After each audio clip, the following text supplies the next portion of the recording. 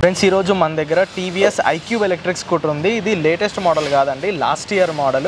So ఈయన పేరు ప్రసాద్ అన్నమాట. మా ఆఫీస్ పక్కనే ఉంటుంది వీళ్ళ ఆఫీస్ కూడా. సో వీళ్ళు సెకండ్ హ్యాండ్ ల్యాప్టాప్స్లో డీల్ చేస్తూ ఉంటారు. సో రోజు ఈ బండి మీద చాలా తిరుగుతారు.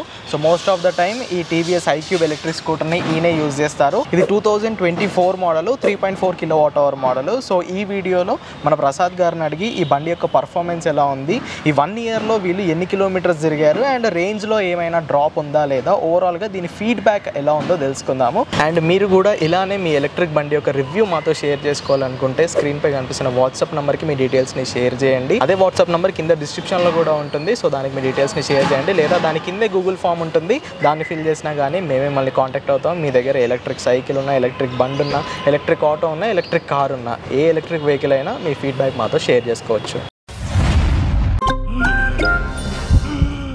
ఏమేంది అంకల్? పవర్ బిల్లు చేపకు చెల్లు హై బీపీ బై తెల్లు పెట్టుకొని బిల్లు బీపీ అంటావేంటి అంకల్? ఇలా అమ్ముకొని బిల్లు కట్టమంటావా? ఇంటి పైకప్పు నమ్ముకోమంటున్నాను. ట్రూజాన్ సోలార్ సిస్టమ్ ఇన్స్టాల్ చేసుకోండి, ఫ్రీ ఎలక్ట్రిసిటీ జనరేట్ చేసుకోండి. ఇది చెప్తే లో బీపీ వచ్చి పోతారేమో, ఒక్కోసారి బిల్లు మొత్తం ఫ్రీ అయిపోద్ది. Truzon solar power, super power. So ముందుగా హాయ్ ప్రసాద్ గారు. హాయ్, బాగున్నారా? బాగున్నాను. ఓకే, సో ఈ టీవీఎస్ ఐక్యూబ్ని తీసుకొని ఎన్ని రోజులు అవుతుంది? 1.5 year అవుతుంది దగ్గర. ఓకే, సుమారుగా 1.5 year. ఓకే, సో 1.5 yearలో ఎన్ని కిలోమీటర్స్ తిప్పారు దీన్ని? 50లో. ఓకే, సో ఇప్పుడు ఓడోమీటర్లో 47,000 చేంజ్ ఉంది. ఇంకొక 10 daysలో 50,000 అయిపోతుంది. సో మీరు ల్యాప్టాప్స్ని సేల్ పర్చేస్ చేస్తూ ఉంటారు కదా, రోజుకి ఎన్ని కిలోమీటర్లు తిప్పుతారు బండిని? 50 to 60 kilometers. 50-60. సో ఇంతకుముందు ఏ బండి మీద తిప్పేవారు? అంటే ఫ్యూయల్ బండి. ఫ్యూయల్ బండి. సో దాంతో ఎంత వచ్చేది రోజు ఖర్చు? ఫ్యూయల్ అంటే 1 liter 1.5 liter అలా ఫ్యూయల్. 150 రూపీస్ వరకు మీకు డైలీ ఖర్చు. సో ఇప్పుడు ఆ ఖర్చును తప్పించుకోవడానికి బండిని ఉన్నారు. యాక్చువల్గా నేనే రికమెండ్ చేశాను ఈ బండి. సో వీళ్ళు 1.5 year బ్యాక్ నా దగ్గరికి వచ్చి ఏ బండి తీసుకోవాలంటే అప్పట్లో ఐక్యూబ్ బాగుండేది, సో ఇది తీసుకోమన్నాను. నా రికమెండేషన్తోనే వీళ్ళు ఈ బండి కొన్నారు. సో ఇప్పుడు ఎలా ఉందండి బండి? బండి అయితే పర్వాలేదు, నాకైతే చాలా యూజ్ఫుల్గా ఉంది. ఫస్ట్ డే మార్నింగ్ ఛార్జింగ్ పెట్టుకుంటే ఓకే మొత్తం క్లియర్గా రోజంతా తిరగచ్చు, ఇబ్బంది ఏం లేదు. ఓకే, సో మీరు ఫ్యూర్ ఖర్చులు అయితే తగ్గించుకుంటున్నారు. మొత్తానికి నెలకి 4,000 నుండి 4,500 వరకు ఇప్పుడు సేవ్ అవుతుంది. అట్లీస్ట్ 4,500 లెక్కేసుకుంటే. సో వీళ్ళు ఛార్జింగ్ కూడా ఆఫీస్ అంటే అపార్ట్మెంట్లోనే పెడుతూ ఉంటారు. సో ఇంకా అది మనకి ఇండైరెక్ట్గా పవర్ బిల్ కూడా ఏం రాదు. పవర్ బిల్ ఏం లేదు, ఆఫీస్ మొత్తం ఆఫీస్కి వెళ్ళిపోతుంది అది. సో దీంట్లో 3.4 kWh బ్యాటరీ ఉంటుంది. కంపెనీ వాళ్ళు ఖచ్చితంగా 100 kilometerల రేంజ్ అని క్లెయిమ్ చేస్తారు. మీకు ఒక్కసారి ఛార్జ్ పెడితే ఎన్ని కిలోమీటర్లు వస్తుంది రేంజ్?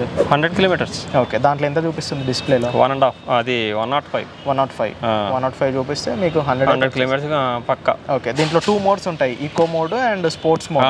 అవునవును. ఓకే, దేంట్లో వెళ్తే వస్తుందా 100 kilometerలో? ఈకో మోడ్లోనే ఎక్కువ చూపిస్తుంది. 105 చూపించి 100 వస్తుంది. ఓకే, స్పోర్ట్స్ మోడ్ స్పీడ్ వెళ్తే? స్పోర్ట్స్ మోడ్ అయితే తక్కువ చూపిస్తుంది. ఓకే, అంటే మీరు వాడతారా దాన్ని అసలు? అది వాడిన అసలు ఓన్లీ ఈకోలోనే వాడతాం. స్పోర్ట్స్ మోడ్ అయితే వాడను. ఓకే, సో మొత్తానికి ఈకో మోడ్లోనే నడిపితే సిటీకి సరిపోతుంది. ఈకో బంగార్లా ఎంత వెళ్తుంది ఈకో మోడ్లో స్పీడ్? 50. సో 50 kilometers అంటే 40 to 50 kmph స్పీడ్లో మనం కాన్స్టెంట్గా వాడితే 53 వెళ్తుంది. ఓకే, 100 kilometerల రేంజ్ అయితే ఖచ్చితంగా వస్తుంది ఇది. సో ఇప్పుడు ఛార్జింగ్ ఫుల్ ఛార్జ్ అవ్వడానికి ఎంత టైం పడుతుంది ఇది? 4 to 5 hours. 4 to 5 hours ఖచ్చితంగా.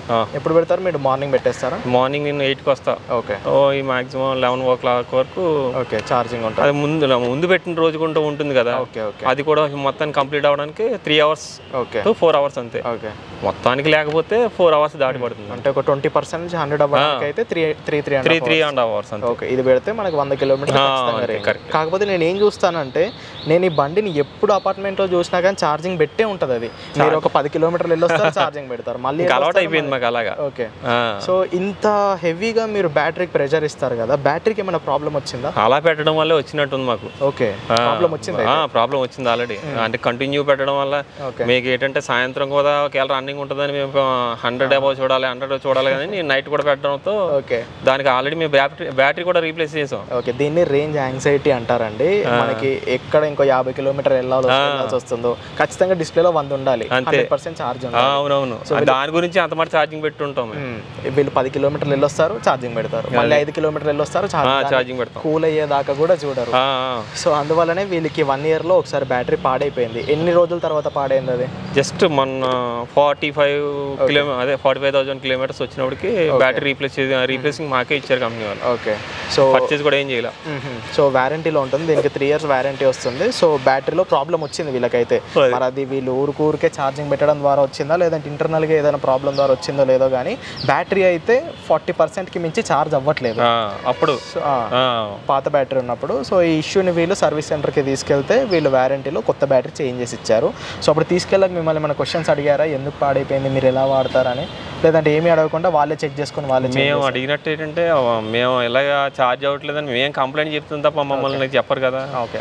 ఛార్జింగ్ అవ్వట్లేదు, 40 దాటి అవ్వట్లేదు అంటే వాళ్ళే 2 సార్లు ఒకసారి చూశారు, కానీ మళ్ళీ తార సర్వీసింగ్ మాత్రం బ్యాటరీ రీప్లేస్ చేసి ఇచ్చేసారు. ఓకే. సో ఇప్పుడు కొత్త బ్యాటరీ వేసిన తర్వాత ఏమైనా ప్రాబ్లం వస్తుందా? ప్రాబ్లం ఏం లేదు. ఓకే. మళ్ళీ 100 కిలోమీటర్ 100% ఛార్జింగ్ 100 కిలోమీటర్లు రేంజ్ ఇస్తుంది. కరెక్టే. ఓకే. సో ఇప్పుడు ఈ 1 yearలో దీన్ని ఎన్నిసార్లు మీరు సర్వీస్ సెంటర్కి తీసుకెళ్లారు పీరియాడిక్ సర్వీస్కి?